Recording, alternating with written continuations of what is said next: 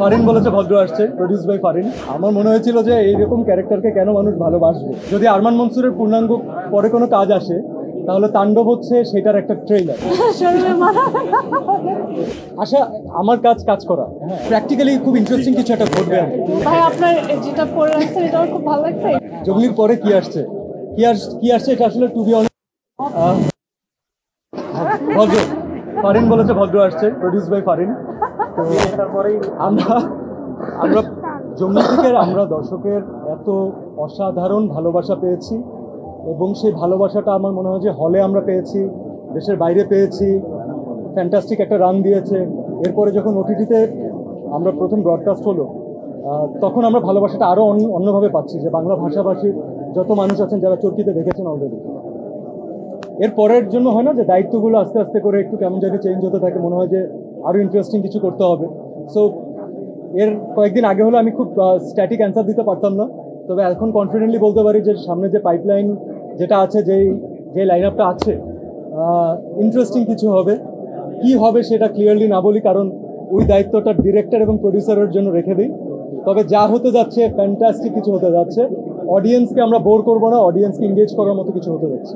আশা আমার কাজ করা, আশা আশির মালিক আল্লাহ। আল্লাহ যখন চাবে তখন চলে আসবে। আমার মনে হয়েছিল যে এইরকম ক্যারেক্টারকে কেন মানুষ ভালোবাসবে। ও তো ভালোবাসার মতো ক্যারেক্টার না, তবে the character was different, the character had a different swag. এবং আপনি যখন এখন বললেন না যে মনসুর ক্যারেক্টার, আমার ধরতে সময় লেগেছে, কারণ এইটা পপ কালচারে এমনভাবে ঢুকে গেছে এখন কেউ মনসুর বলে না, আরমান মনসুর। সো এইভাবে যেহেতু বলে আমি এভাবে ইউজ টু হয়ে গিয়েছি। বাট যেই দর্শকের যে ফিডব্যাক পেয়েছি আমরা আরমান মনসুরের জন্য, দ্যাট ওয়াজ ফ্যান্টাস্টিক। এবং আরমান মনসুর শুধুমাত্র ঝলক দেখাতে আসেনি, যেটা ডিরেক্টরের কাছ থেকে আমরা ফার্স্টেই এই নলেজটা জানতে পেরেছিলাম। কারণ যদি আরমান মনসুরের পূর্ণাঙ্গ পরে কোনো কাজ আসে তাহলে তাণ্ডব হচ্ছে সেটার একটা ট্রেইলার অথবা একটা টিজার। তো এরপরে মনসুর কি করে এটা নিয়ে আমি বেশি ইন্টারেস্টেড। আমারটা নিয়ে আমি না বলি, আমার মনে হয় যে মিখাইলের, আমার মনে হয় যে মাসুদের আলাদা আলাদা অডিয়েন্স আছে, তাদেরকে অডিয়েন্স পছন্দ করেছেন অলরেডি।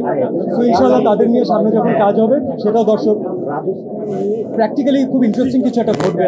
আমার মনে হয় যে এত সুন্দর একটা শোরুম, এটার ওপেনিং এ আসছি, আমার তো দেখতে ভালো না লাগলে তো হবে না। খুবই ভালো লাগছে ওনাদের এত বড় শোরুম। ঢাকা শহরে আসলে অনেক বড় স্পেস নিয়ে শোরুমের সংখ্যা খুব একটা বেশি না। সেই জায়গা থেকে কত স্কোয়ার ফিট? 7,000 স্কোয়ার ফিটের একটা বড় শুধুমাত্র ডেডিকেটেড ফর মেন। এবং এখানে পাঞ্জাবি শেরওয়ানি আমাকে দেখা করে ওয়েডিং ওয়্যার সবকিছু একটা জায়গা থেকে যারা আসলে সামনে ডিসেম্বর আসছে, নভেম্বরে, তো ওই সময় যারা শপিং করতে চান আমার মনে হয় যে একবার রাজস্থান এসে দেখতে পারেন। আর চিটাগংয়ে ওদের 17টা শাখা আছে already, so it's very successful there. তো ওই জন্য এখন ওরা ঢাকায় প্রথম ব্রাঞ্চ ওপেন করেছে ধানমন্ডিতে, এছাড়া কক্সবাজারেও তাদের ব্রাঞ্চ আছে, সিলেটে আছে, গুলশানে, বনমিতেও খোলার প্ল্যান করছে। তো আমার মনে হয় যে একটা বড় ভেঞ্চার নিয়ে ওরা নেমেছে এবং এখানে আসলে সব ধরনের কালেকশন আপনারা পাবেন, থেকে শুরু করে ডিফারেন্ট টাইপের ফ্যাব্রিক্স। তো আমার মনে হয় ভালো লাগে। হ্যাঁ, আমি তো যে ভাইয়াকে অলরেডি হয়ে গেছে। ভাই আপনার যেটা পরে রাখছেন এটা আমার খুব ভালো লাগছে। এটা কোথায়? রাজস্থান থেকে একটা নিয়ে যাবেন।